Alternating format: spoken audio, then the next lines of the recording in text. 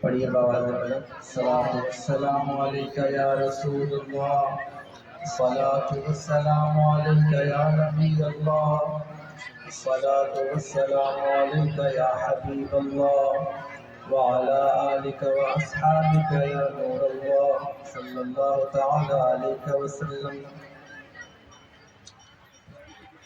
ممبر شریف پر جلوہ فراز جملہ علماء ذوی احترام، حفاظ کرام، طالبان علوم نبویہ، جملہ معزز سامعین و حاضرین، معزز خواتین اسلامیہ، السلام علیکم ورحمۃ اللہ تعالی وبرکاتہ. وعلیکم السلام ورحمۃ اللہ وبرکاتہ. اللہ رب العزت کا فضل ہے، اس کی دی ہوئی توفیق سے ہم اور آپ آج کی اس خوبصورت نشست میں حاضری کی سعادت حاصل کر رہے ہیں. اللہ تبارک و تعالی ہم سب کی حاضری کو قبول فرمائے.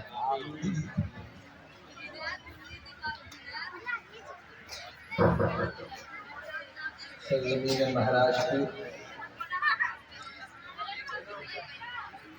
پچھلے کئی سالوں میں میری حاضری ہوتی رہی ہے، اور یہاں کے لوگ بھی بڑے محبت کرنے والے، مجھ جیسے ہر دل انسان سے محبت کرتے ہیں. جناب نقیب ہندوستان حافظ محمد شمشیر صاحب قبلہ خطیب و امام جامع مسجد، ان کی بھی بڑی محبتیں ہیں. وہ میرے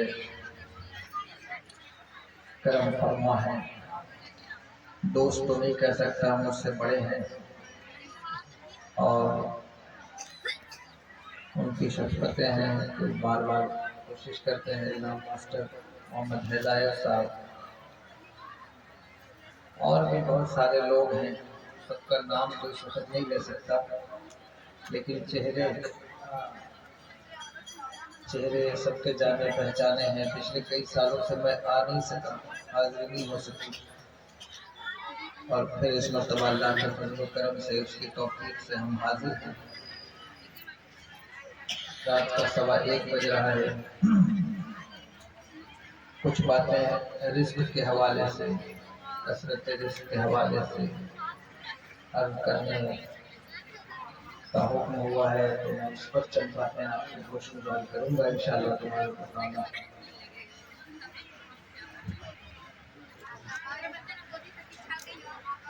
میں چاہتا ہوں کہ آغاز گفتگو سے پہلے اعلیٰ حضرت کا ایک کلام حضور کی بارگاہ میں خراج عقیدت کے طور پر پیش کروں. آپ لوگ بآواز بلند درود شریف پڑھیے، سارے لوگ درود شریف پڑھیے، عورتیں بھی پڑھیں، مرد بھی پڑھیں.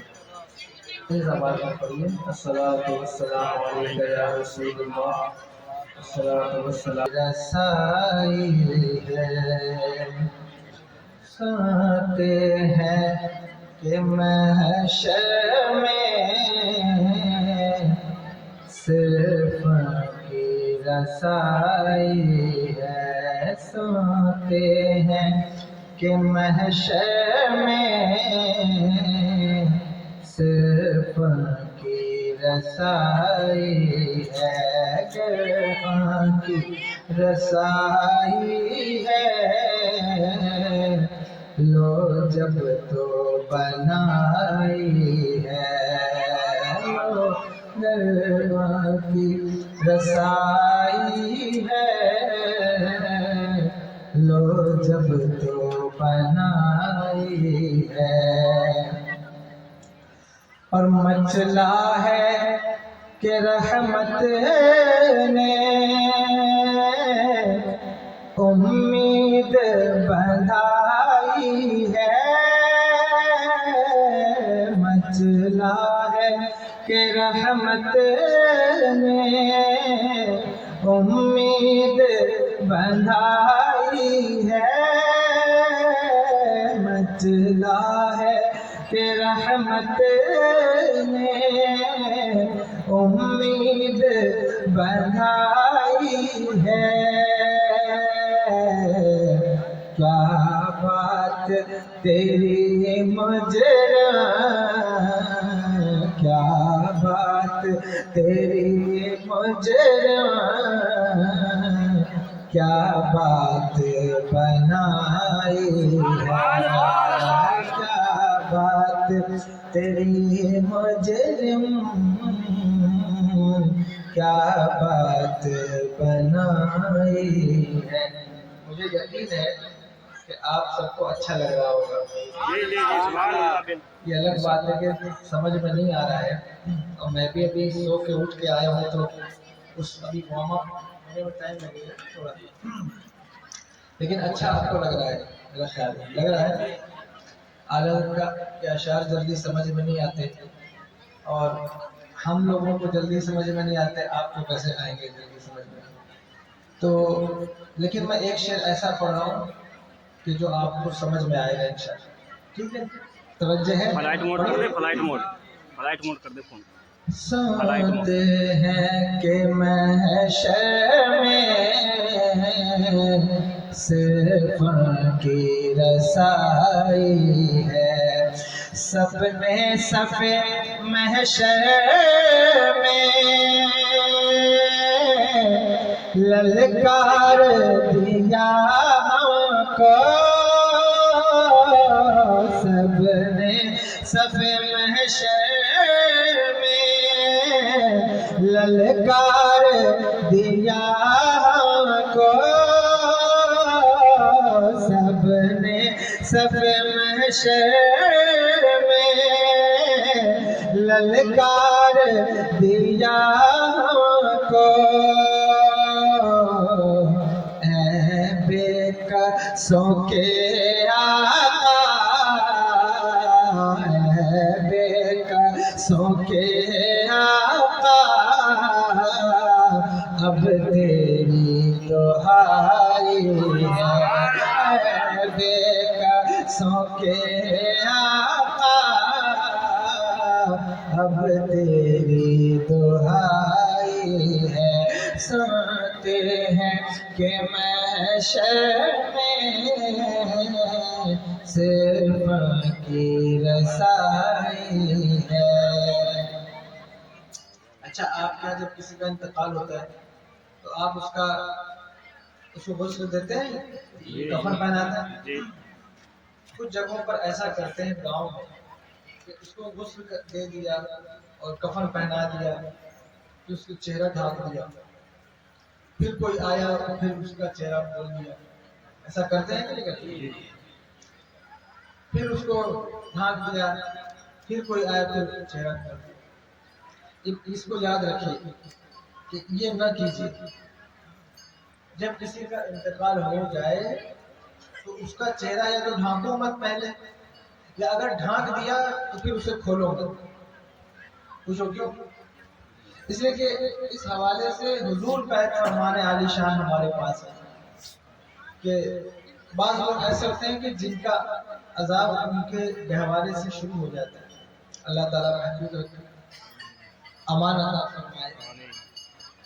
چہرے خراب ہو جاتے ہیں، ایسا ہوتا ہے کہ چہرے خراب ہو گئے، ساری زندگی چہرہ خوبصورت تھا، اچھا تھا، لیکن مرنے کے بعد چہرہ خراب ہو گیا۔ جو عورتیں میری بہنیں بیٹھی ہیں نا، آپ بھی سنیے، ساری زندگی لوگ تمہارے حسن کی تعریف کرتے رہے، یہ بہت خوبصورت عورت ہے، خوبصورت بچی ہے، خوبصورت ہے بہت بہن، لیکن اگر اللہ نہ کرے مرنے کے بعد چہرہ خراب ہو گیا، اس سے بڑی رسوائی کی بات ہوتی ہے۔ بولو ہوگی کوئی بات اس سے بڑی؟ ساری زندگی ہاتھ چومتے رہے اور اللہ نہ کرے مرنے کے بعد چہرہ خراب ہو، اللہ ہم سب کی حفاظت فرمائے۔ آمین آمین تو بولو تیز سے، آمین۔ سب کی حفاظت کرے، چہرے خراب نہ ہو۔ تو چہرے معلوم ہے تو خراب ہو جاتے ہیں مرنے کے بعد۔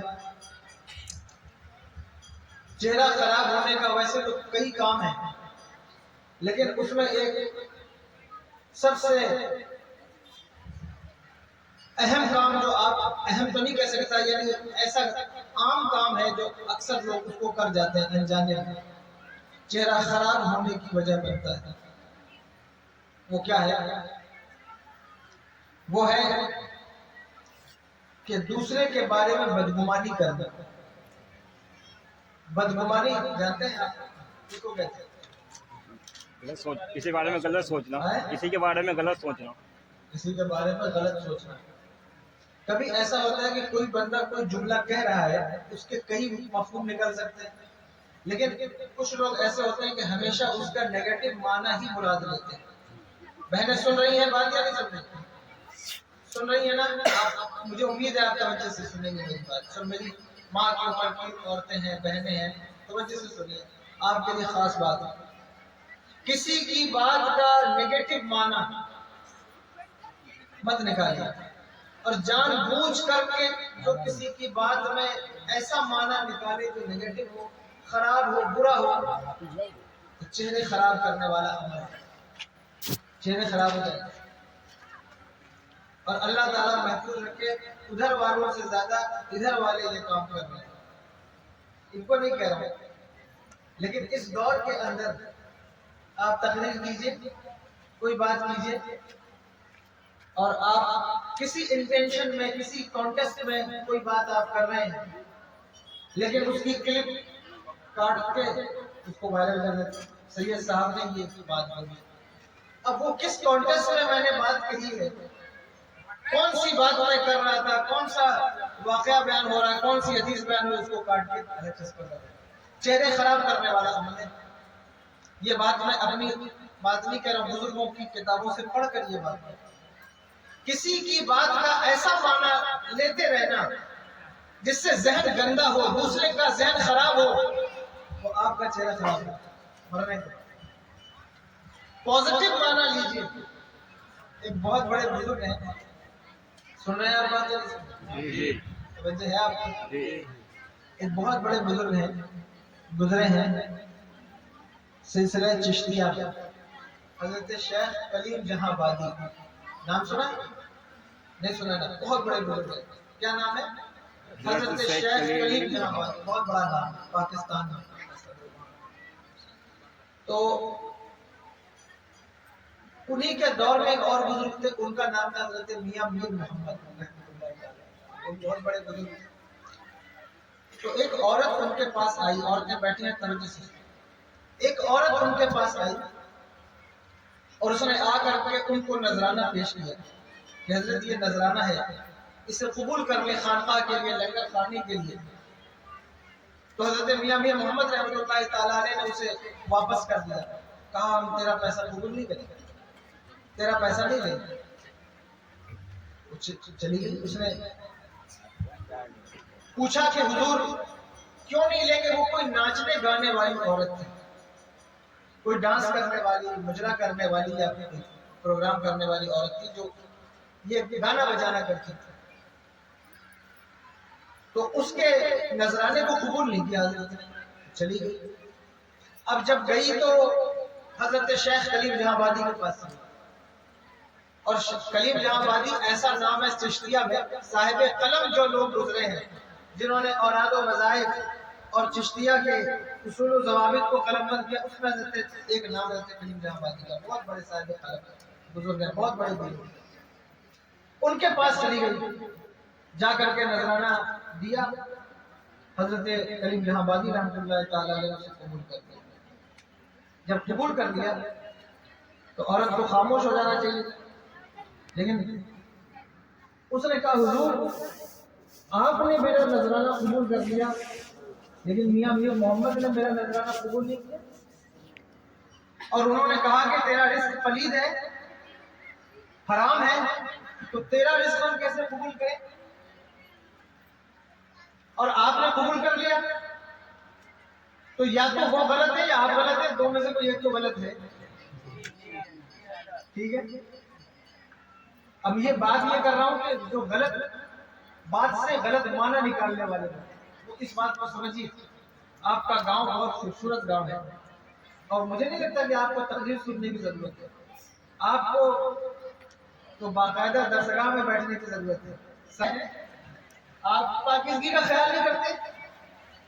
انہوں نے کہا نہیں، بات یہ ہے کہ ہم اپنے آپ کو پاکیزہ نہیں سمجھتے ہیں۔ دیکھو بات کا صحیح معنی لینے کا طریقہ کیا ہے۔ یہاں تو ایک جملہ کسی نے کہا، اس کو جو ہے وہ 4 لاکھ لوگ اس پر کمنٹ کر رہے ہیں کہ اس کا مطلب یہ، اس کا مطلب یہ. اللہ کے بندے اس سے پوچھ تو لے کہ اس کا مطلب کیا ہے. اس سے تو پوچھ لے کہ انہوں نے کس انٹینشن میں یہ بات کی.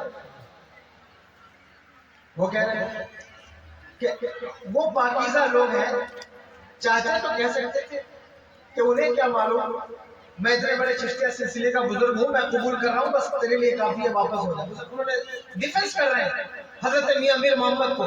کہتے ہیں وہ پاکیزہ لوگ ہیں، وہ اپنے کھانے پینے کا اہتمام کرتے ہیں، وہ ایسی چیزیں نہیں کھاتے جس میں شک ہو، جس میں کوئی آلودگی ہو، نجاست ہو، رجس ہو.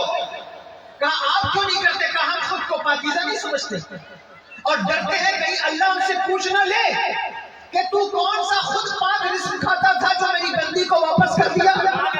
تو کیا جواب دیں گے؟ اب عورت کو جواب مل گیا، لیکن یہ ہم کو لگ رہا کمیٹی والے بیٹھ جائے، پہنچ جلدی جلدی کر دیں. درود شریف پڑھ لیجیے آپ اللہ صلی اللہ علیہ وسلم والے نبی کی امت ہے ہم، تو تحفہ ضرور. بہرحال انہوں نے کہا کہ ہم پاکیزہ خود کو نہیں سمجھتے. اس کو جواب مل گیا، واپس ہو جانا چاہیے. لیکن اس کو بھی تجسس تھا، وہ پلٹ کر واپس میاں میر محمد کے پاس پہنچ گئی اور اس نے کہا حضور آپ نے میرا نذرانہ نہیں نہ قبول کیا، لیکن حضرت شیخ غریب جہاں آبادی نے قبول کر لیا ہے، لالچ کی بنیاد پر شاید قبول کر لیا ہے. اب وہ چاہتے تو کہہ سکتے تھے کہ میں اتنا بڑا ولی ہوں، اللہ کا ولی ہوں، عالم ہوں، اور میں جو جانتا ہوں وہ کیا جانتے ہیں، میں نے منع کیا انہوں نے کیسے لے لیا. ان کو بھی نہیں لینا چاہیے تھا. لیکن ان کا جواب سنو اور بدگمانی کو ہمیشہ کے لیے اپنے ذہن سے نکال دو. حضرت میاں میر محمد کہتے ہیں نہیں تو غلطی پر ہے، انہوں نے لالچ کی بنیاد پر نہیں لیا. پھر کس بنیاد پر لیا؟ کہا دراصل کنویں میں کوئی چیز ناپاک ڈالی جائے کنویں کے پانی کو ناپاک کر دیتی ہے، لیکن سمندر میں کوئی ناپاک چیز ڈالی جائے سمندر کو ناپاک نہیں کرتی. میں اپنے آپ کو کنویں کی پانی سمجھتا ہوں اور شیخ غریب جہاں آبادی کے پیچھے چشتیت کا سمندر ہے. تیرا رزق اسے ناپاک نہیں کر سکے گا، اس کا سمندر تیرے رزق کو پاک کر دے گا. نعرے تکبیر، نعرے رسالت، مسلک اعلیٰ حضرت، مسلک اعلیٰ حضرت، نعرے تکبیر، نعرے رسالت. اس لیے رزق اچھا یہ بھی کوشش کرو کہ رزق حلال ہی کماؤ، حلال کماؤ. حرام کھا کر اولاد کو بھی فرما بردار نہیں. حرام رزق کھانے سے اولاد فرما بردار نہیں ہو سکتی. حرام کھاؤ گے یا کھلاؤ گے اولاد فرما بردار نہیں، بات ماننے والی نہیں. اس لیے اپنے لوگوں کو شکایت ہے میری بیوی میری بات نہیں مانتی، اسے رزق حلال کھلاؤ. رزق حلال کھلاؤ گے بیوی بھی تابع دار رہے گی، اولاد بھی تابع دار. سمجھے بات؟ سمجھ میں آ رہی ہے؟ سمجھ آ رہی ہے کہ تعویذ بیوی کو تابع دار نہیں کرتا. وہ جو چوٹی میں تعویذ باندھ دے، ٹوپی میں باندھ لے، وہ تکیے کے نیچے دبا لو. میں تعویذ کا انکاری نہیں ہوں، تعویذ لکھنے والا آدمی ہوں، تعویذ کی قدر کرنے والا آدمی ہوں. لیکن تم چاہو کہ بچپن سے لے کے جوانی تک ایک بچے کو ٹرینڈ کرو کہ وہ گالی بکنے والا بنے، وہ شراب پینے والا بنے، وہ جو ہے وہ رزق حرام کھانے والا بنے. پھر جس وقت 25 سال کی عمر کو وہ پہنچے اور ماں اور باپ کی نافرمانی کرے اور ماں اور باپ کا کہنا نہ مانے، اس وقت ابا کہیں کہ تعویذ سے اس کو فرما بردار بناؤ، یہ بات ٹھیک نہیں ہے، یہ ٹھیک نہیں ہے. اس کو فرما بردار بچپن سے بنانا ہوگا، اس کو تابعدار بچپن سے بنانا ہوگا. اس کو فرما بردار بچپن سے جس وقت انگلی پکڑ کر چلاتے ہو اس وقت بتانا ہوگا حرام کیا ہے حلال کیا ہے. اس کو بتانا ہوگا اللہ کا گھر کون سا ہے اور میخانہ کون سا ہے.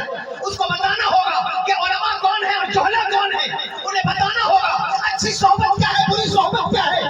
اس کے بعد جب بیٹا 25 سال کا ہوگا، جب تم نے اسے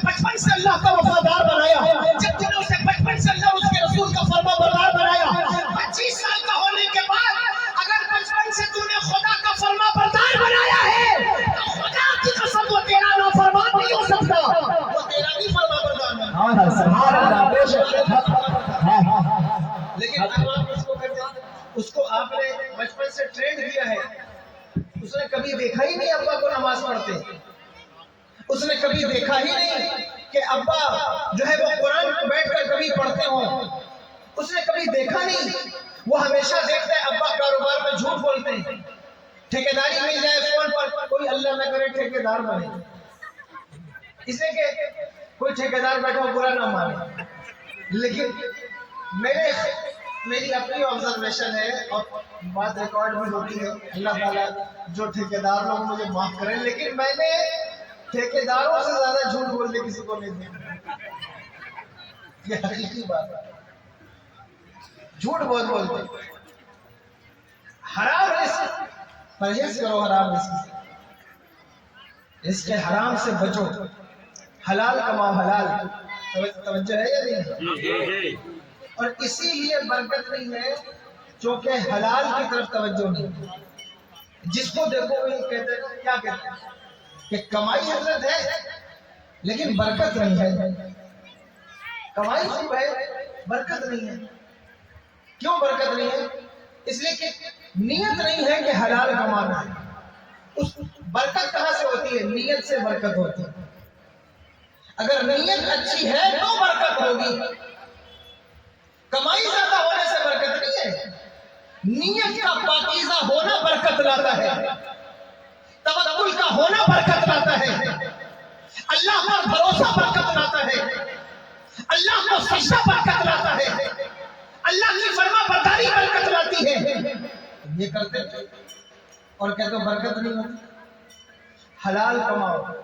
ایک بات مجھے یاد آ رہی ہے کہ برکت ہوتی کو نہیں، ایک واقعہ ہے اور میں نے کہیں اس کو پڑھا تو نہیں اور سنا ہے، سنی سنائی باتوں کو حالانکہ بیان نہیں کرنا چاہیے، لیکن یہ عبرت کی بات ہے، اس کو میں اس وقت یوں ہی آپ سے عرض کر دیتا ہوں کہ بزرگوں سے بھی سنا آپ نے کہ ایک آدمی تھا، اس کی کمائی میں بالکل برکت نہیں، تو وہ اپنے پیر صاحب کے پاس گیا، ایک اللہ کے ولی تھے، ان کے پاس گیا اور جا کر عرض کی، حضور میری کمائی میں برکت نہیں ہے، کبھی کسٹمر آتے ہیں کبھی نہیں آتے، دکان کھول کر بیٹھا رہتا ہوں، جو کاروبار کرتے ہیں توجہ سے سنیں، ہے توجہ آپ کی یا نہیں؟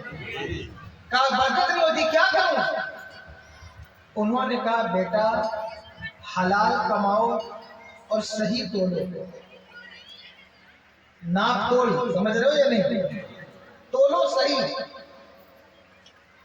یہاں کلمہ پڑھ کر ایسے ایسے تولنے والے لوگ موجود ہیں، اللہ رحم فرمائے، کسی کی شادی برات میں مرغا تول دے، آدھی برات بغیر کھائے واپس چلی جائے، ایسا کام کرتے ہیں۔ مسلمان ہوگا، جبکہ مسلمان ہونے کے بعد اگر کوئی ناپ تول میں کمی کرے اس کے ایمان کی خراب ہے، ایمانیات میں سے مسلمان ہو کر اگر ناپ تول خراب کر رہا ہے ایمان خراب کر رہا ہے۔ آپ نے سورہ مدثر نہیں پڑھی؟ یہ باقاعدہ کم تولنے والوں کی فہرست دیکھو اور دیکھو کہ ان کے ساتھ معاملہ کیا ہوا ہے۔ تولنے میں کمی نہ کرو، جس کو آپ پتہ نہیں کیا کہتے ہیں، یو پی میں ڈنڈی مارنا کہتے ہیں، ڈنڈی مارنا کہتے ہیں، یہ نہ کرو کام، خدا کے لیے یہ کام نہ کرو۔ چہرے خراب کرنے والا، یہ بھی چہرہ خراب کرنے والا، مرنے کے بعد چہرہ خراب ہے۔ کم تولنے والا، جو کم تولے گا اس کا رزق کیا ہوگا؟ حرام ہوگا یا نہیں؟ حرام ہوگا، دھوکہ دے رہا ہے دوسرے بندے کو۔ انہوں نے کہا بیٹا صحیح تولا کرو اور حلال کماؤ، اگر تم یہ کرو گے اتنی برکت ہوگی سنبھال نہیں پاؤ۔ وہ لوٹ کر کے آیا، اس نے ارادہ کر لیا کہ اب ولی نے یہ بات کہی ہے، پیر صاحب نے ہر حالت میں ان کی بات ماننا ہے۔ پیر کا مطلب یہی ہوتا ہے کہ اس کی بات مانی جائے، پیر کا مطلب یہ نہیں ہوتا اس سے اپنی بات منوائی جائے، پیر کا مطلب جس کی بات مانی جائے، جس کو فالو کیا جائے، جس کے نقش قدم پر چلا جائے، پیر کا مطلب یہی ہے۔ اور پیر صرف تعویذ دینے کے لیے نہیں ہوتا، پیر ہدایت دینے کے لیے ہوتا ہے، پیر جو ہے وہ گمراہی سے بچانے کے لیے ہوتا ہے، پیر ذوف اعتقادی کو ختم کرنے کے لیے ہوتا ہے۔ جب پیر آئے نا تو پیر کے قریب بیٹھا کرو اور پوچھا کرو کہ حضور آپ میرے پیر ہیں، آپ بتائیے کہ دنیا میں ہم کیسے چلیں کہ آخرت کا راستہ آسان ہو جائے. دنیا 4 دن کی ہے، مر کے چلے جانا ہے. بولو کوئی ہمیشہ رہے گا نا؟ نہیں رہے گا. دن میں 3 مرتبہ موت کا فرشتہ تمہیں دیکھتا ہے. کتنی مرتبہ؟ دن میں 3 مرتبہ ایک آدمی کو موت کا فرشتہ دیکھتا ہے برابر. یہ جو دن میں آپ کبھی کبھی دیکھتے ہو گے آپ کے رونگٹے کھڑے ہو جاتے ہیں. ہوتے ہیں کھڑے یا نہیں؟ اچھا میں ایک گفتگو کروں یا تقریر شروع کروں؟ ایسا کہیے، سمجھ میں آ رہی ہے ہماری؟ دن میں آپ دیکھتے، آپ کے روئے کبھی کھڑے ہوتے ہیں. بہنیں بیٹھی ہیں، میری بات کو سمجھیں گی، محسوس کریں گی. کبھی یوں ہی گنگنی انسان کے اوپر طاری ہوتی ہے، روئے کھڑے ہو جاتے ہیں. ایک کیفیت ہوتی ہے. آپ نے کبھی غور کیا یہ کیوں ہوتا ہے؟ جس وقت ملک الموت انسان کو دیکھتے ہیں اس وقت اس کے رونگٹے کھڑے ہو جاتے ہیں. وہ نہیں جانتا کہ یہ رونگٹے کیوں کھڑے ہو رہے ہیں. یہ اپنی مرضی سے نہیں. علامہ جلال الدین سیوطی علیہ رحمہ نے لکھا ہے شرح الصدور کے اندر کہ جس وقت ملک الموت کسی کو آنکھ بھر کے دیکھ لے اس کے رونگٹے کھڑے ہو جاتے ہیں. اور دن میں 3 مرتبہ تمہیں موت کا فرشتہ دیکھتا ہے. اور امام ترمذی حدیث لائے ہیں اور حدیث کی تخریج کر کے کہتے ہیں کہ ایک انسان کو اس کا نام لے کر اس کی قبر ایک دن میں 70 مرتبہ پکارتی ہے. اے فلاں ابن فلاں، اے فلاں ابن فلاں، تو میرے اندر آنے والا ہے، تو میری خوراک کرنے والا ہے. تو جتنی چاپلوسی کرنا چاہتا ہے کر لے، لوگوں کی جتنی برائی کرنا چاہتا ہے کر لے، جتنا ننگا ناچنا چاہتا ہے ناچ لے. اے میری بہن جتنا بے پردہ رہنا چاہتی ہے رہ لے، لیکن تیری قبر دن میں 70 مرتبہ تجھے پکار رہی ہے. موت کا فرشتہ دن میں 3 مرتبہ تجھے دیکھ کر کہتا ہے اللہ اکبر کبیرہ. میں نے روایت پڑھی ہے کہ جس وقت کوئی انسان ٹھہاکا مار کے ہنستا ہے اس کے سر پہ کھڑا ہوا فرشتہ دوسرے فرشتوں کو حیرت سے دیکھ کر کہتا ہے کہ یہ کیسا انسان ہے، 1 ہفتے کے بعد مرنے والا ہے اور ٹھہاکا لگا کر ہنس رہا ہے، تہکا لگا کر ہنس رہا ہے. اللہ اکبر کبیرہ. اس لیے مسلمانوں ہنسنے کی عادت کم ڈالو، رونے کی عادت زیادہ ڈالو. اس لیے کہ جو انسان زیادہ روتا ہے جب وہ دنیا سے چلے گا تو روتے ہوئے نہیں مسکراتے ہوئے چلے گا. مسکراتا ہنستا رہتا ہے، قہقہے لگاتا ہے، اس کی موت خطرناک ہو جاتی ہے. ہمارے یہاں تو کنڈیشن یہ ہے کہ کوئی بھی محفل ہو لوگ سوچتے ہیں کہ ہنسنے کی کوئی بات ملے کہ جس سے ہم ہنسیں. ہوتا ہے ایسا ہی نہیں ہوتا. مسکرانا بری بات ہے، مسکرانا حضور کی سنت ہے، لیکن اس طرح ہنسنا کہ دینی باتوں کا اثر بھی جاتا رہے، اس طرح جو ہے وہ قہقہا لگانا کہ دینی باتوں کا اثر بھی ظاہر ہو جائے. اب تو ایسے ایسے مولوی ہیں یوٹیوب پر کہ آپ ان کو دیکھیے، آپ کو کوئی کامیڈی شو دیکھنے کی ضرورت نہیں ہے. بس آپ ان کی تقریر سنیے، آپ کا کام ایک دم فٹ ہے. کامیڈی شو والے پریشان ہیں کہ یہ کون سے لوگ ہیں، کہاں سے مواد لاتے ہیں. ہمارے پاس اتنا مواد نہیں جتنا ان کے پاس مواد ہے. وجہ کیا ہے؟ مدرسے پڑھ کر آئے ہیں. اب جو مدرسہ پڑھ کر آیا ہے، مدرسے میں رہ کر آیا ہے، اللہ اکبر کبیرہ. مدرسے کا فیضان یہ ہے کہ جس طرف دماغ لگاتا ہے اسی طرف فیضان عطا ہو جاتا ہے. اب وہ جس نے جس طرف دماغ لگا لیا ہے اس کو وہی مل گیا ہے. تو ایسے ایسے مولوی بھی ہیں جو یوٹیوب پر بیٹھے ہوئے کامیڈی شو دیکھنے کی ضرورت نہیں، ان کی تقریر سن لو وہی کافی ہے. لیکن میں ان اپنے اکابرین یا بزرگوں کے بارے میں گستاخی نہیں کرتا جو اپنی تقریر میں لطیفہ سناتے ہیں، اس لیے کہ میں جانتا ہوں کہ ان کی لطیفہ بازی بھی اللہ اکبر کبیرہ اس لیے تھی تاکہ لوگوں کو دین کی طرف دلچسپی پیدا ہو. اگر وہ تقریر میں کوئی لطیفہ بھی سناتے تھے تو ان کا مقصد لوگوں کو ہنسانا نہیں بلکہ لوگوں کو جانے سے روکنا اور پھر لطیفہ سنا کر دین کی بات پیش کرنا رہتا تھا. ان کے بارے میں بدگمانی نہیں کر رہا ہوں، لیکن ہنسنے کی اتنی عادت اب قوم کو پڑ گئی ہے کہ یہ قوم قبرستان تک میں ہنستی ہے. قبرستان میں بھی یہ قوم ہنستی رہتی ہے. لوگ کسی کا جنازہ آگے جا رہا ہے پیچھے کوئی بنا کے اور وہی ٹھوک ٹھوک کے اور وہی جو ہے وہ تمباکو کھا رہا ہے. بتاؤ قبرستان سے بھی اگر آپ عبرت نہیں لے سکے، قبر والوں سے بھی اگر عبرت نہیں لے سکے تو پھر آپ جائیں. مرنا سب کو ہے، موت سب کی قریب ہے. موت کا فرشتہ آپ کو دن میں 3 مرتبہ دیکھ رہا ہے اور قبر آپ کو پکار رہی ہے. اس لیے خدا کے لیے اللہ سے ڈرو، آپسی دشمنیاں ختم کرو، آپسی جھگڑے فتنے اور فساد ختم کرو، ایک دوسرے سے مل جل کر رہنا سیکھو. اور سب سے بڑی چیز یہ ہے کہ رزق حلال کھاؤ. اس لیے کہ جو حلال کھاتا ہے اس کے دماغ سے بدگمانی چلی جاتی ہے. جو حلال کھاتا ہے اس کی زبان بدزبانی نہیں کرتی. جو حلال کھاتا ہے اس کے دل میں فجور نہیں آتا. جو حلال کھاتا ہے اس کا دماغ کبھی بھی جو ہے وہ راجنیتک نہیں ہوتا. جو رزق حلال کھاتا ہے اس کی طبیعت عبادت میں لگتی ہے, اسے اچھی بات اچھی لگتی ہے, بری بات بری لگتی ہے. اس لیے رزق حلال کھاؤ. بہت اچھی بات ہے کہ آپ اس پر کچھ بات کریے. حلال رزق پر یقیناً رزق حلال انسان کی زندگی میں اتنا اہم ہے, اتنا اہم ہے. اگر وہ حرام کھائے گا اس کا سارا شیڈول خراب ہو جائے. اس لیے اپنے رزق کی فکر کرو. جو تم کھا رہے ہو وہ حلال ہے یا حرام. اللہ اکبر. بہرحال ان کے پیر نے کہا کہ بیٹا صحیح تولو اور حلال کماؤ. وہ لوٹ کر کے آیا, سمجھ گیا مجھے پیر کی بات ماننا ہے. پیر سے صرف تعویذ نہیں لینا ہے بلکہ پیر کی بات بھی لینی ہے, پیر کی بات بھی ماننا ہے. اور اس نے ارادہ کر لیا کہ آج کے بعد سے میں کسی کو تول کے نہیں دوں گا, جو آئے گا خود بخود تول لے. اس نے ترازو اور باٹ آگے رکھ دیا اور کہا جو آتا ہے خود ہی تول لے, میں کسی کو تول کے نہیں دیتا. اس لیے کہ ہو سکتا ہے میرے تولنے میں غلطی ہو جائے. تو جس کا جی چاہے وہ آئے, تولے, زیادہ تولے, کم تولے, لے کے چلا جائے, مجھے کوئی حرج کی بات نہیں. اب جب اس نے یہ کام کیا تو پورے علاقے میں اس کی شہرت ہو گئی کہ اتنا ایماندار, اتنا نیک دکاندار ہے کہ خود نہیں تولتا, خود کسٹمر سے کہتا ہے تو ہی تول لے. اتنی شہرت ہوئی کہ لوگ جس دکان چھوڑ کر اس کی دکان آنے لگے. اور اتنا رزق بڑھا, اتنا کاروبار بڑھا, اتنا کاروبار بڑھا کہ اس نے اپنے باٹ سونے کے بنا لیے. کس کے؟ سونے کے باٹ بنا لیے. باٹ جانتے ہیں جس سے ماپا جاتا ہے, سونے کے باٹ بنائے.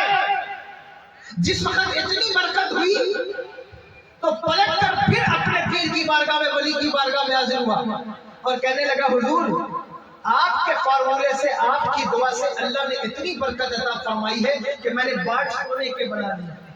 اتنی برکت ہوئی. یہ بھی یاد رکھنا, جہاں سے ملے وہ در کبھی بھولنا نہیں چاہیے. جہاں سے ملے اس در کو فراموش نہ کرو. کتنے ایسے لوگ ہیں یہ کچھ نہیں تھے, پھر اللہ والوں کی چوکھٹ سے اللہ نے عروج دیا, پھر آج اس چوکھٹ کو فراموش کر انہیں یاد ہی نہیں ہے کہ میں کہاں سے چلا تھا اب کہاں آ گیا ہوں. یہ ایسے احسان فراموش نہ بنو. جس چوکھٹ سے ملے اس چوکھٹ کو یاد رکھو.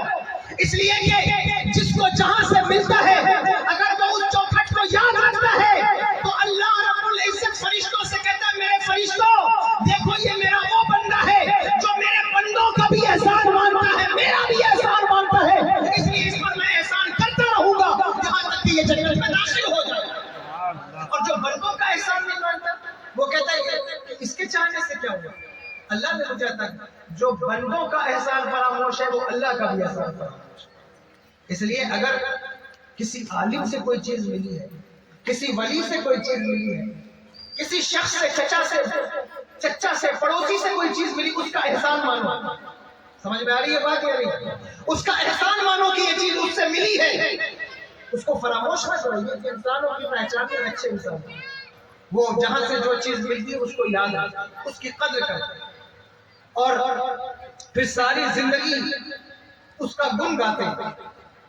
یہی وجہ ہے کہ آج ہم اپنی ہر محفل میں, ہر مجلس میں, عقیقہ ہو, ختنہ ہو, جو ہے وہ نکاح ہو, تیجا ہو, 40واں ہو, جس جگہ بیٹھ جاتے ہیں ہمارے اکابرین نے سکھایا وہاں اللہ اور اس کے رسول کا تذکرہ کرو. ہر جگہ نبی نبی کرو. تو یہ لوگوں کو تکلیف ہوتی ہے نا کہ ہر جگہ نبی کا ذکر کیوں کرتے ہو, ہر جگہ نبی کا تذکرہ کیوں کرتے ہو, ہر جگہ نبی کا ذکر, ان کا تذکرہ کیوں کرتے ہو. اس کی وجہ کیا ہے؟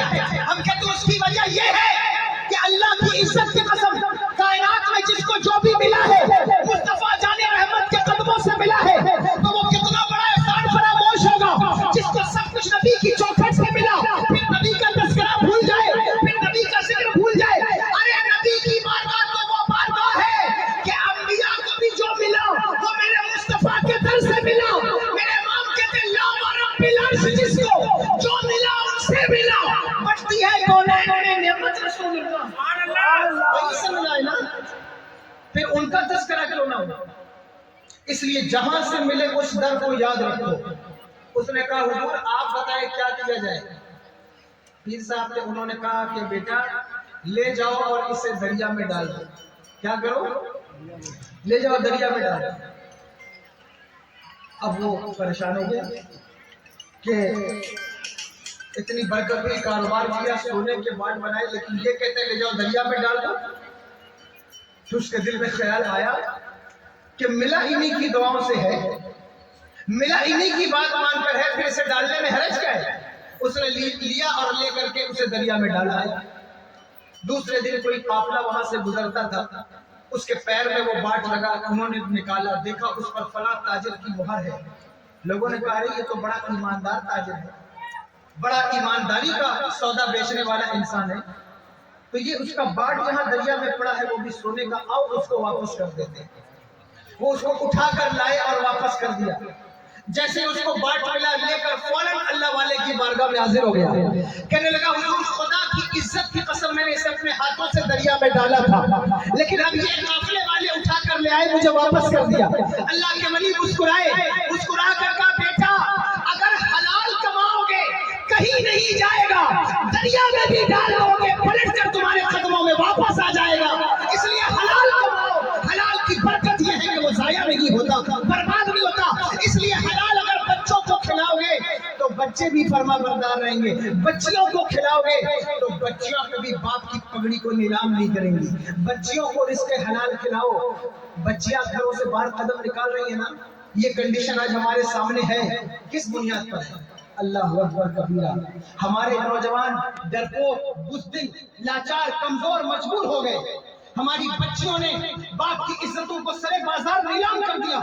آپ نے کبھی غور کیا ہے کہ یہ کس بنیاد پر ہے، کس وجہ سے ہے، کیوں ایسا ہو رہا ہے؟ اگر آپ ڈیپلی غور کریں گے آپ کو پتا چلے گا اس میں رزق حرام کا کہیں نہ کہیں بہت بڑا دخل ہے. رزق حرام کا بہت بڑا دخل ہے. میں کسی کی عزت کو نیلام نہیں کر رہا ہوں، لیکن اللہ اکبر کبیرہ اپنے بچوں کو رزق حلال کھلاؤ تاکہ وہ تمہاری پگڑی سرے بازار نہ اٹھانے. اپنے بچوں کو، بچیوں کو رزق حلال کھلاؤ تاکہ وہ بزدل، کمزور، لاچار، مجبور اور اللہ اکبر کبیرہ قائل نہ بنے، وہ بے نمازی، شرابی، جوانی نہ بنے. رزق حلال کھلاؤ تاکہ تمہارے بچے فرما بردار، نیک بنے، عبادت گزار. ورنہ صرف اسٹیٹس لگانے والے بچے پیدا ہو رہے ہیں. کون بچے؟ اسٹیٹس لگا رہے ہیں. فلسطین میں بڑی پریشانی ہے. دیکھو ہر بچے کے اسٹیٹس پہ موبائل پر اسٹیٹس ہے. اچھی بات ہے،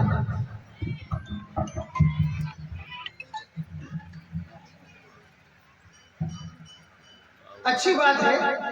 فلسطینیوں کے ساتھ ہماری بھی ہمدردی ہے. کس کی ہمدردی ہے؟ کون مسلمان ایسا ہے جن کو فلسطینیوں کے کٹے ہوئے بازو، چھدے ہوئے سینے، ان کے بکھرے ہوئے گھر، آشیانے کس کی نظروں میں نہیں چبھ رہے؟ آپ بھی دیکھتے ہیں، ہم بھی دیکھتے ہیں، سب جانتے ہیں کہ کیا کنڈیشن اس وقت فلسطین میں. لیکن خدا کی قسم کھا کر کہتا ہوں، منبر پر بیٹھ کر کہتا ہوں، واللہ باللہ تاللہ مجھے فلسطینیوں پر، اللہ اکبر کبیرہ، مجھے اتنا درد فلسطینیوں کا نہیں ہے. مجھے ان کے اوپر وہ ترس نہیں آتا جو مجھے اپنی قوم پر ہند میں ترس آتا ہے. کیوں آتا ہے؟ اس کی وجہ یہ ہے کہ اللہ اکبر جس کی آخرت اچھی ہو دنیا خراب ہو اس پر ترس کھانے کی ضرورت نہیں. جس کی دنیا اچھی ہو آخرت خراب ہو ترس اس پر کھانا چاہیے. فلسطینوں کی دنیا بظاہر خراب ہو رہی ہے، گھر ٹوٹ رہے ہیں، آشیانے بکھر رہے ہیں، بچوں کے سروں سے باپ کے سائے اٹھ رہے ہیں، اللہ اکبر بہنیں بیوہ ہو رہی ہیں، بچے یتیم ہو رہے ہیں، گھر اجالے جا رہے ہیں، پانی نہیں ہے، کھانا نہیں ہے. بظاہر دنیا خراب ہے لیکن خدا کی قسم ان کی آخرت بہت تابناک ہے، ان کی آخرت بہت اچھی ہے. تمہاری دنیا بہت اچھی ہے، تمہاری دنیا میں بڑی خوشحالی ہے، بڑی چاندنی ہے، بڑے بڑے گھر ہیں، اچھے اچھے ٹائلس ہیں، خوبصورت باتھ روم ہیں، گھروں میں اے سی ہے، پنکھا ہے، کولر ہے، مسجدوں میں امام ہے، وضو کے لیے گرم پانی ہے، سردیوں میں گرم اور ٹھنڈیوں میں، گرمیوں میں ٹھنڈا اے سی ہے، سب کچھ تمہیں دستیاب ہے. لیکن تمہاری آخرت برباد ہوتی ہوئی نظر آ رہی ہے. اس کی وجہ کیا ہے؟ اس کی وجہ یہ ہے ایمان، ایقان، اللہ پر بھروسہ، مصطفیٰ جان رحمت کی محبت کا وہ اثاثہ جو ہمارے ان فلسطینی بھائیوں کے پاس ہے وہ ہمیں یہاں پہ دور دور نظر ہے. جلسوں میں اچھلنے والی قوم ہمیں نظر آتی ہے نعرہ لگانے والے لوگ نظر آتے ہیں، اللہ اکبر کبیرہ، شب برات میں میری ماں بہنوں اللہ اکبر حلوہ پکانے والی عورتیں ہمیں دکھائی دیتی ہیں، لیکن مصطفیٰ جان رحمت کی امت میں پیدا ہو کر نبی کی بیٹی کا کردار اختیار کرنے والی عورتیں نظر نہیں آتی۔ ماں کی کوکھ سے جرابی چرانی اور جو ہے وہ اللہ اکبر گالی دینے والے، زنا کرنے والے، بلاکاری اور کرپٹ لوگ تو پیدا ہو رہے ہیں، لیکن محدث نہیں پیدا ہو رہا، مفسر نہیں پیدا ہو رہا، عالم دین نہیں پیدا ہو رہا۔ میری بہنوں میں تم سے کہتا ہوں خدا کے لیے غور کرو اور سوچو کہ وجہ کیا ہے کہ تمہاری اولاد ناکارہ اور نکمی ہوتی جا رہی ہے۔ تمہاری اولاد میں کوئی قاری کیوں نہیں؟ تمہاری اولاد میں کوئی عالم کیوں نہیں؟ تمہاری اولاد میں کوئی اللہ کا ولی کیوں نہیں؟ تمہاری اولاد میں کوئی محدث مفسر کیوں نہیں؟ اس کی وجہ کیا ہے؟ وجہ یہ ہے کہ تم نے شریعت کے اوپری حصے کو قبول کر لیا ہے، شریعت کی روح کو کہیں نہ کہیں پیچھے چھوڑ دیا ہے۔ تمہیں لوٹنا ہوگا رزق حلال کی طرف، شریعت محمدی کے اس اساسے روح اللہ اکبر اس امت کی جو روح ہے اس کی طرف لوٹنا ہوگا، توجہ کرنی ہوگی، غور کرنا ہوگا کہ کیسے تمہارا معاشرہ سدھرے، کیسے تمہارا معاشرہ بدلے، کیسے یہ کامیاب ہوگا۔ میں جہاں جاتا ہوں لوگ مجھ سے ان دنوں کہتے ہیں فلسطینیوں پر تقریر کیجئے، سن رہے ہیں آپ یا نہیں سن رہے؟ لوگ مجھ سے کہتے ہیں فلسطینیوں پر تقریر کیجئے، غزہ کی کچھ اپڈیٹ بتائیے، کچھ بتائیے وہاں کے بارے میں۔ میں کہتا ہوں میں وہاں کے بارے میں کیا بات کروں؟ فلسطین ہو، شام ہو، اردن ہو، ترک، اللہ آپ دیکھیں گے پچھلے دنوں میں نے ایک لائیو ویڈیو میں جس وقت ترکی میں زلزلہ آیا میں نے دیکھا ایک بچی ملبے میں دبی ہوئی، سن رہے ہیں آپ یا نہیں؟ ملبے میں دبی ہوئی ہے، بلڈنگ گری ہوئی ہے اور وہ اندر پتھر میں پھنسی ہے، کیمرے والے کیمرے لے کے کھڑے ہیں، ہاتھ پکڑ کر اسے کھینچتے ہیں، باہر نکالتے ہیں۔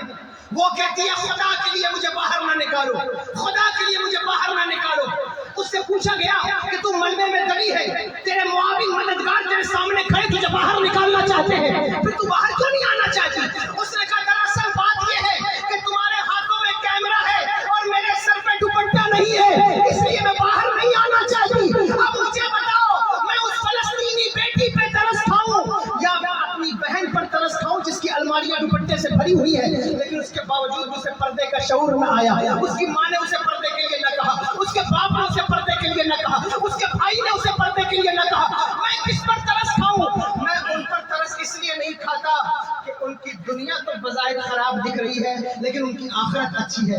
تمہاری دنیا بھلے ہی کتنی اچھی ہو اپنی آخرت پر توجہ کرو، تمہاری آخرت اچھی ہو، تم اپنی آخرت کو تابنا کرو۔ کیسے اپنی آخرت کو اچھا کرو گے؟ کیا کرو گے؟ دیکھو ہاتھ پر ہاتھ دھر کر بیٹھنے سے کچھ نہیں ہوگا۔ تم فلسطین جا کر ان کی مدد تو نہیں کر سکتے، بولو کر سکتے ہو؟ نہیں کر سکتے، مجبور ہو، ہم بھی مجبور ہیں، آپ بھی مجبور ہیں، لیکن اپنے حصے کا کام آپ کر سکتے ہیں، کر سکتے ہیں نہیں کر سکتے؟ اپنے حصے کا کام آپ کر سکتے ہیں۔ کیا ہے آپ کے حصے کا کام؟ کیا کام ہے؟ آپ سوچتے ہیں اگر ہم وہاں نہیں گئے ہیں تو ہم کیا کریں، ہم ان کے لیے کیا کر سکتے ہیں؟ میں آپ کو بتاتا ہوں آپ کیا کر سکتے ہیں۔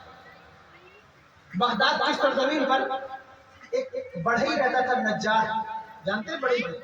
آپ کیا کہتے ہیں اس کو؟ بڑھئی بولتے ہیں۔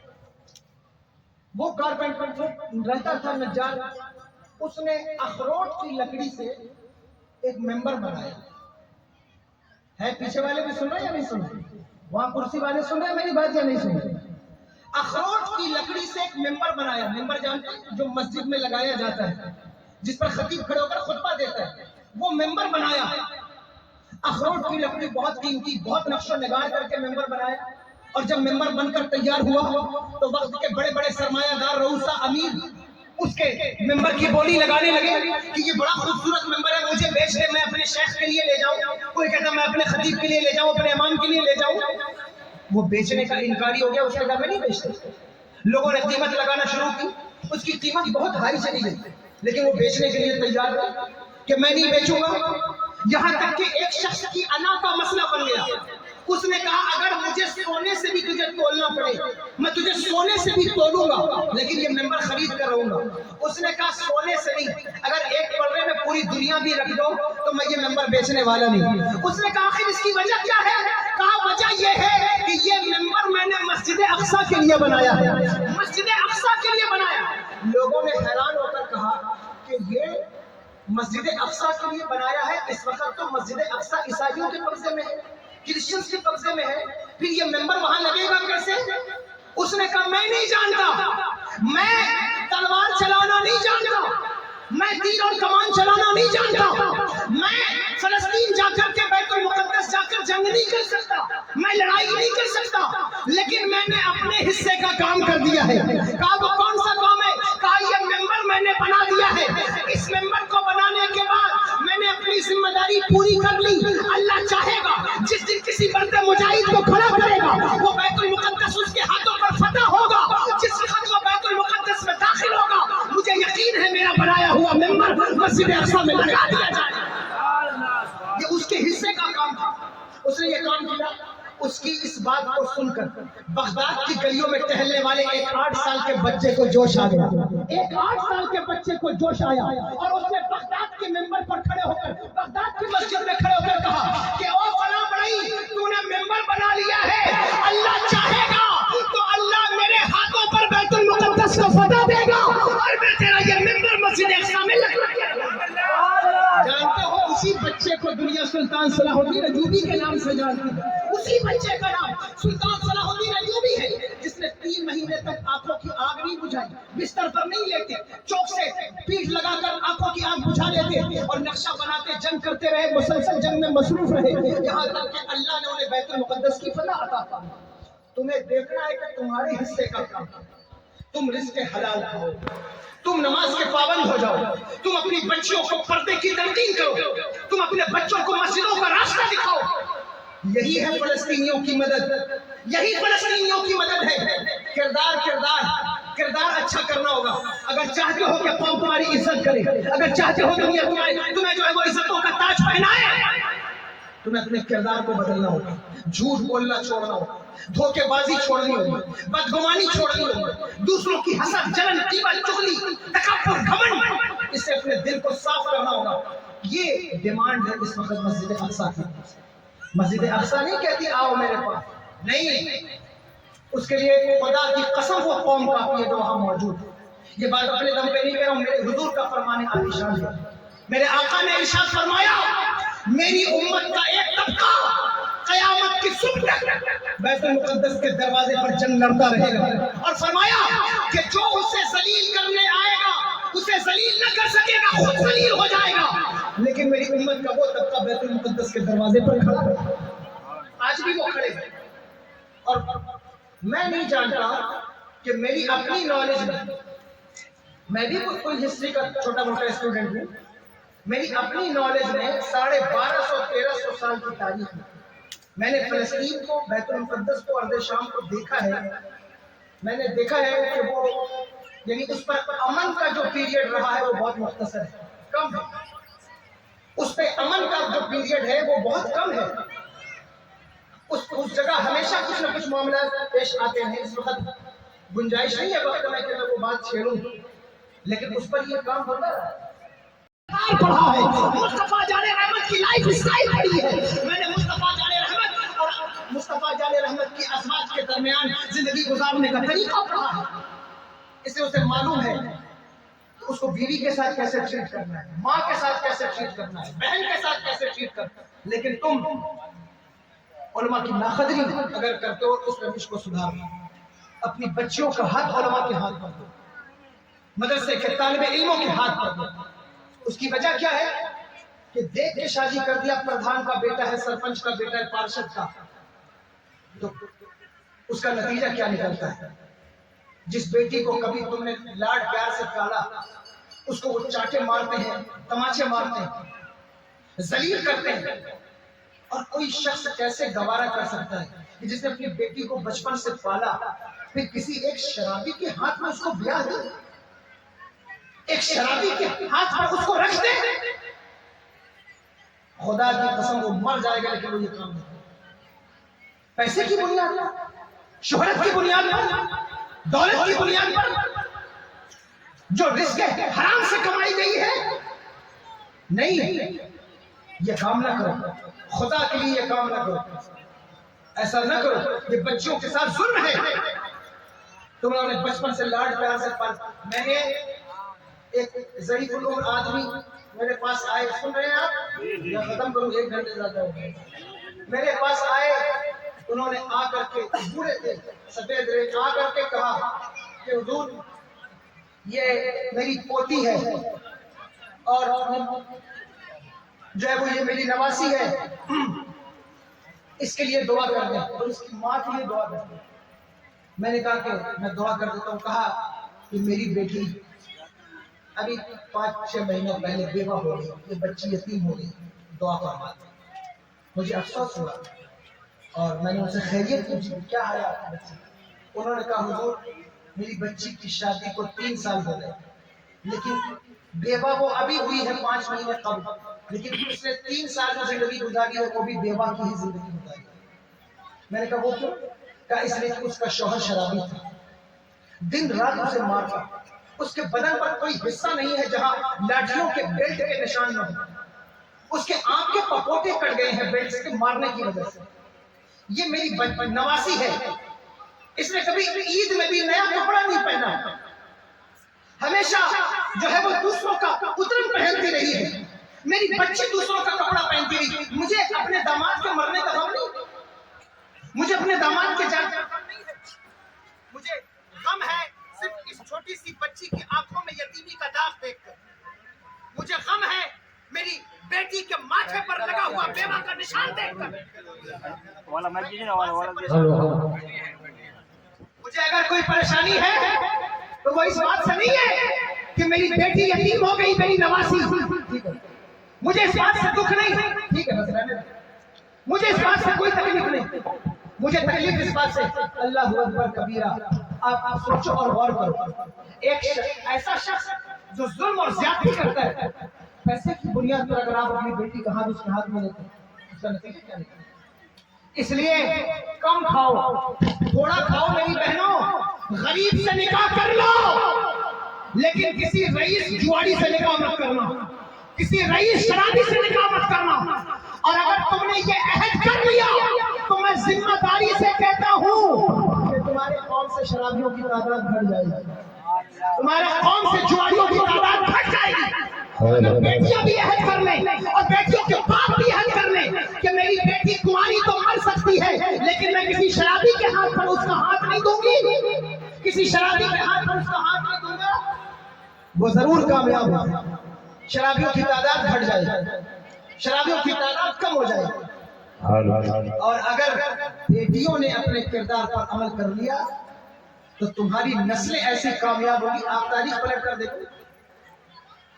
آج تو کنڈیشن یہ نا کہ شادی کرنے سے پہلے صرف حسن و جمال دیکھنا ہے, دولت دیکھنا ہے, اس کا خاندان بھی دیکھا ہے, حسب نسب بھی دیکھا ہے کہ وہ کون سے خاندان کی.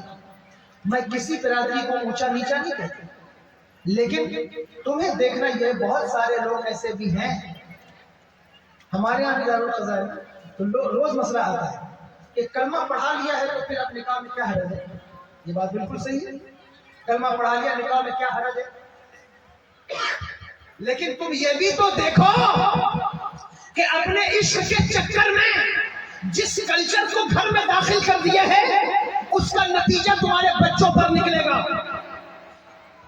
حضرت عمر ابن خطاب رضی اللہ تعالیٰ عنہ نے مسجد نبوی میں کھڑے ہو کر کہا تھا کہ کتابیہ سے نکاح کی میں تمہیں اجازت نہیں دیتا, جبکہ قرآن نے اجازت دی ہے, مصطفیٰ جان رحمت نے اجازت دی ہے, لیکن حضرت عمر کہتے ہیں میں کتابیہ سے نکاح کے لیے تمہیں روکتا ہوں, منع کرتا ہوں. کتابیہ کون ہوتا ہے معلوم ہے؟ وہ عورتیں جن کے پاس ریلیجن ہے, مذہب ہے, جیسے وہ یہودی ہیں یا عیسائی ہیں, جن کے پاس کتابیں آئی ہیں.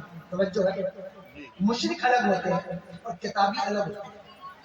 ان سے نکاح جائز تھا اور جائز ہے, لیکن حضرت عمر کہتے ہیں کہ میں اجازت نہیں. کیوں نہیں دیتا؟ صحابہ نے پوچھا آپ کیوں نہیں دیتے؟ کہا بے شک اللہ اور اس کے رسول نے اجازت دی ہے, لیکن اب ان کے پاس ان کی کتابیں اصلی حالت میں نہیں. اور دوسری بات کہ ان کی عورتیں ہمارے گھروں میں داخل ہوں گی تو ہمارے بچوں کو مسلمان نہیں بنائیں گی, ماڈرن بنا دیں گی, وہ کرسچن بنا دیں گی. اس لیے میں تمہیں اجازت نہیں. پھر تم کس منہ سے یہ کام کر رہے ہو؟ جس کو دیکھو وہ صاحب فلاں سے فلاں سے فلاں سے فلاں سے نکاح کر لیا, فلاں سے اسے مسلمان بنائی. ارے کیا تمہارے قوم میں بچیاں زندہ نہیں ہیں کہ کہ تمہیں اپنی قوم کی بچیاں نظر نہیں آتی؟ اپنی قوم کی بچیوں کو چھوڑ کر لوگ دوسروں کی قوم سے شادیاں کر رہے ہیں، اور وہ دوسری قوم والے بھی پریشان ہیں کہ یہ کیوں کر رہے ہیں؟ اس لیے ہوش کے ناخن لو. دیکھو عورتوں کا بہت اہم کردار ہے. جس وقت بغداد نے تباہی کا منہ دیکھا، ہلاکو خان نے بغداد پر چڑھائی کی. سن رہے ہیں یا نہیں سن رہے؟ ہلاکو خان کو کون نہیں جانتا؟ منگولوں کو، تاتاریوں کو. ان کا پہلا ٹارگٹ کون ہے؟ مسلمان ہیں یا نہیں؟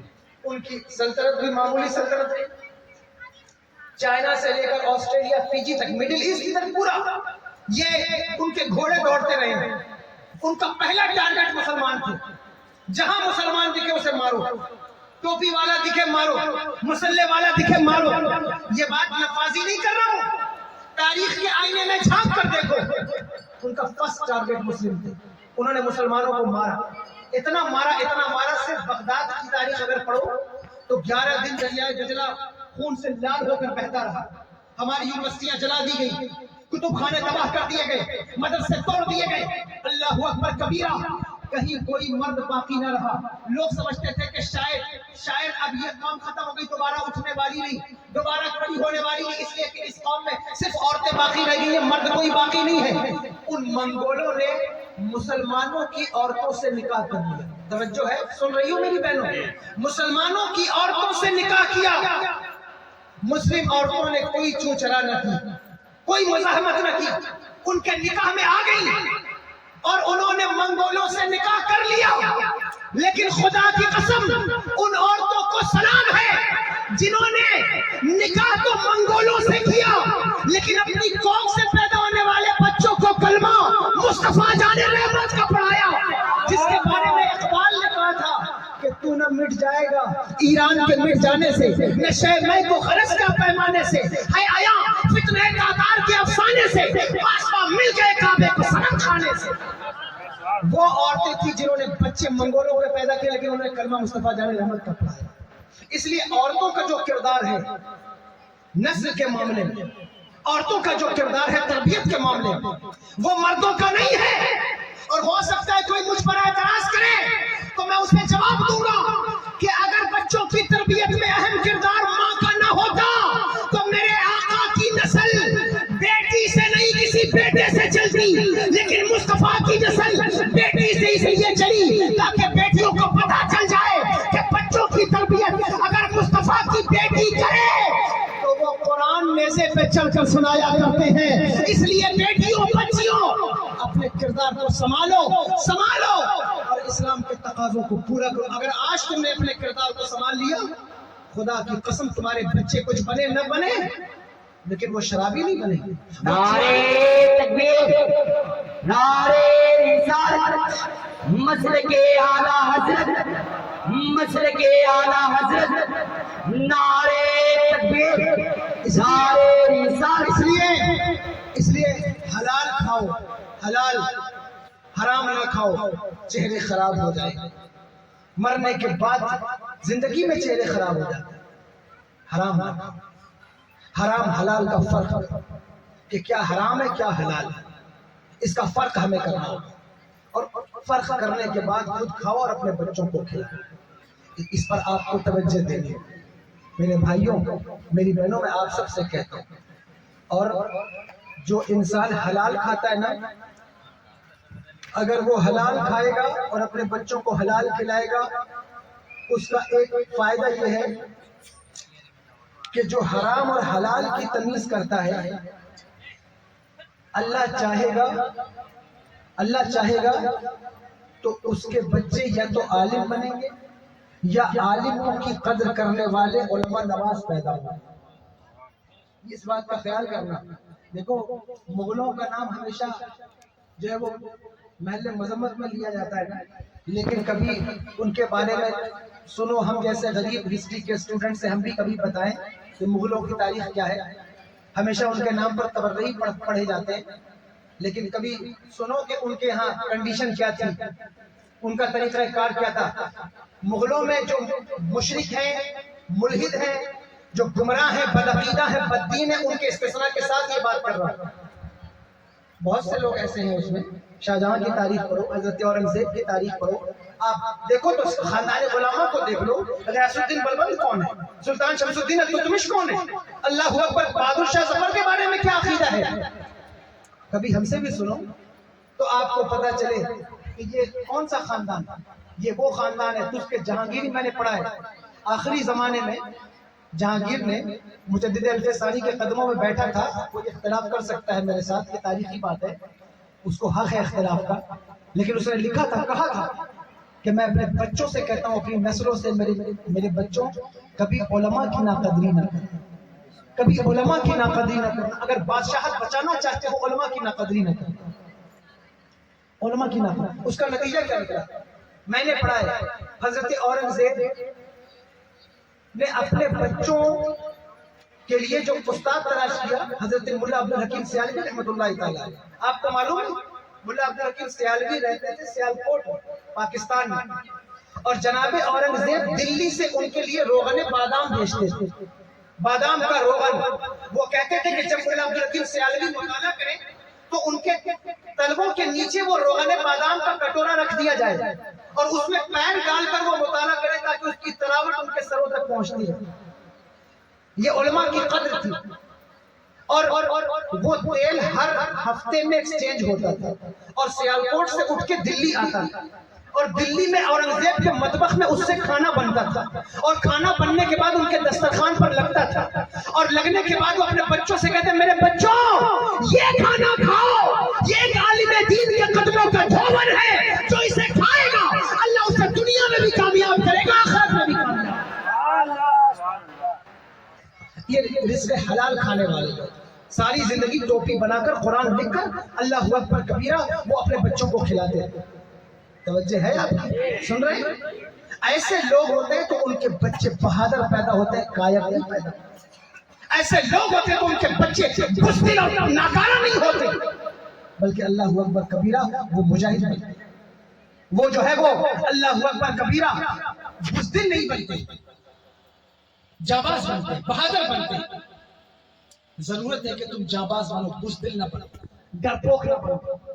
اور نڈر بننے کا مطلب یہ نہیں، جو نڈر ہوتا ہے اگر ملک پر جان دینے کا موقع آئے گا سب سے آگے نظر آئے گا، معاشرے پر جان دینے کا موقع آئے گا سب سے آگے نظر آئے گا، دین پر جان دینے کا موقع آئے گا سب سے آگے نظر آئے گا. اس لیے بہادر بنو، بزدل نہ بنو، بزدل نہ بنو. خدا کے لیے اپنے اندر سے کائرتا کو نکالو اور اپنے کردار کو اچھا کرو. یہ اس وقت تک نہیں ہو سکتا جب تک تم رزق حلال نہیں کھاتے. اس رزق حلال کھاؤ، رزق حلال کھاؤ. جو رزق حلال کھاتا ہے صرف وہ کامیاب نہیں ہوتا، اس سے جڑنے والے بھی کامیاب ہوتے. ایک بچہ تھا محمود غزنوی کے محل کے قریب رہتا، اور اس کے والد نے اس سے وصیت کی بیٹا کبھی رزق حرام نہ کھانا، ہمیشہ حلال کھانا، اور اگر تم حلال کھاؤ گے تو اللہ تمہیں علم عطا فرمائے. اس وصیت اس نے یاد کر، باپ کا انتقال ہو گیا. اب بیٹے کے پاس پڑھنے کے لیے شوق تو ہے لیکن سرمایہ نہیں ہے، پریشان ہے، اور کبھی کسی کے سامنے ہاتھ نہیں پھیلایا. کرتا کیا ہے کہ محمود غزنوی کے محل کے کنارے آ کر جو مشال جلتی ہے اوپر برج پر، اس مشال کی روشنی میں کتابوں کی چند سطور دیکھتا ہے، واپس چلا جاتا ہے. محمود غزنوی کو ساری زندگی 3 کنفیوژن رہا ہے. آپ کی توجہ ہے یا نہیں؟ اب آپ نہیں سن رہے شاید، ہاتھ اٹھائے ذرا، اتنے لوگ نہیں سن رہے. بس آخری بات اس کا میں ختم کر دیتا ہوں. ان کو 3 کنفیوژن رہا ہمیشہ سے کہ لوگ ان کو کہتے تھے کہ محمود تم سلطگیر کے بیٹے نہیں، تم کو ہائر کیا ہے سلطگیر، گود لیا ہے. دوسرا ان کو یہ کنفیوژن تھا کہ یہ جو حدیث ہے العلماء ورثۃ الانبیاء، اس کی اسناد صحیح ہے یا نہیں. وہ کہتے تھے کہ پتہ نہیں اس کی سند صحیح ہے یا نہیں، اور اگر صحیح ہے تو یہ چٹائی پر بیٹھنے والے طلبہ اللہ کے نبی کے وارث کیسے ہو سکتے ہیں. ان کو یہ کنفیوژن ہے. اور تیسرا ان کو کنفیوژن تھا کہ میں جنت میں جاؤں گا یا نہیں. ان کو یہ 3 کنفیوژن ساری زندگی ہے.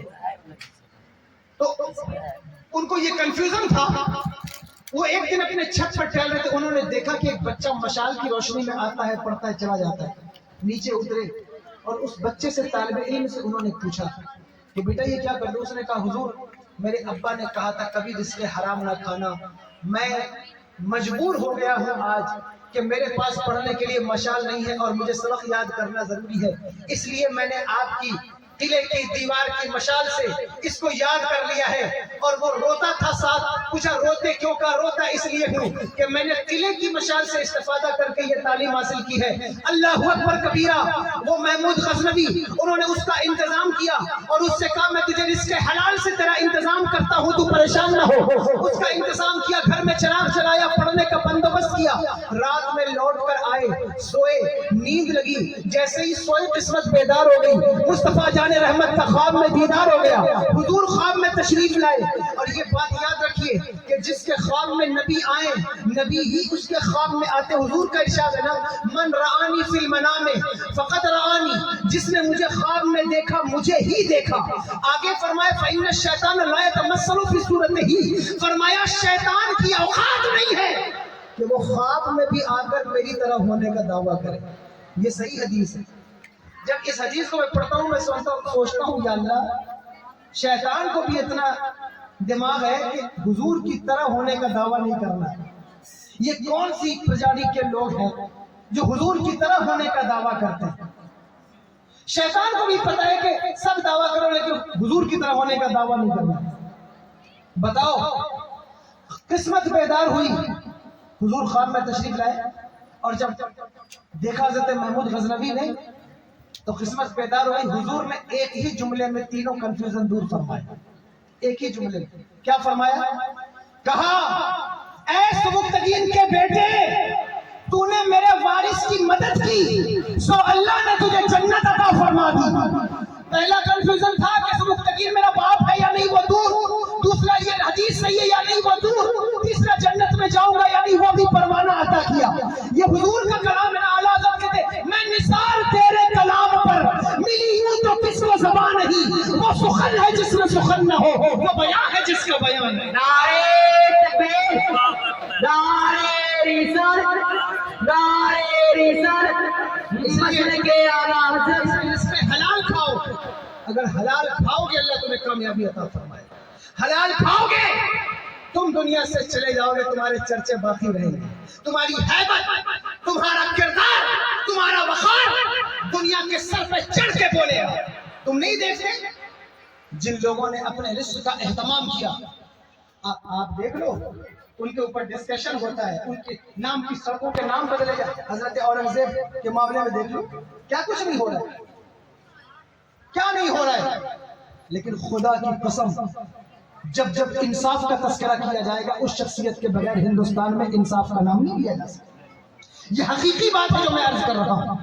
چاہے وہ بادشاہ ہو یا خادم ہو یا وزیر ہو، اس کو اعتراف کرنا پڑے گا، ماننا پڑے گا. اس لیے رزق حلال کھاؤ اور اپنے بچوں کو رزق حلال کھلاؤ، رزق حرام سے بچو. اللہ تمہیں بھی بچائے، ہمیں بھی بچائے. لمبی بات میں نے کر لی اس لیے کہ حرام کھانے سے چہرے خراب ہو جاتے ہیں اور عذاب گہوارے سے شروع ہو جاتا ہے. یاد آیا ہم کہاں سے چلے تھے؟ یاد آیا؟ چہرہ خراب ہو جاتا ہے، گہوارے سے عذاب شروع. جب آپ چہرہ ڈھانپ دیتے ہیں پھر کھولتے ہیں تو کیا ہوتا ہے؟ چہرہ بدل جاتا ہے، اس سے رسوائی ہوتی ہے. اس لیے بہت سے لوگ تو ایسے ہوتے ہیں کہ قبر میں اتار کر پھر کہتے ہیں اب چہرہ کھول دو. کیوں کھول دو؟ کہ آسمان دیکھے. تو آسمان دیکھ کے کیا کریں؟ تو یہ ایک نصیحت کی بات ہے، آپ کا جی چاہے قبول کریں نہ کریں، کہ جب کسی کا انتقال ہو ایک بار چہرہ ڈھانپ دے پھر نہ کھولیں. اور اگر دکھانا ہی ہے کسی کو تو پھر شروع سے نہ ڈھانپیں، سب سے لاسٹ میں اس کا چہرہ بند کریں. بار بار کھولنا بند کرنا یہ غیر مناسب ہے.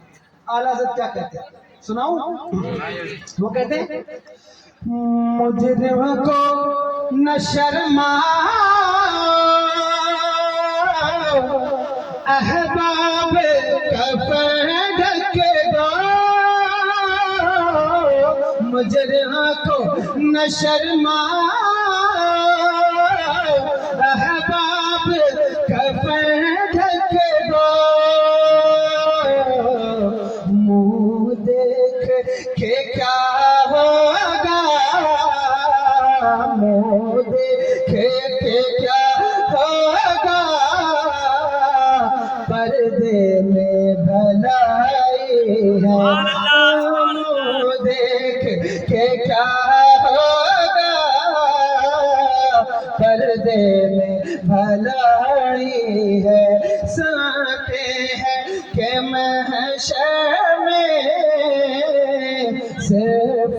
کی رسائی ہے، یہ کی رسائی ہے، لو جب تو بنائی ہے۔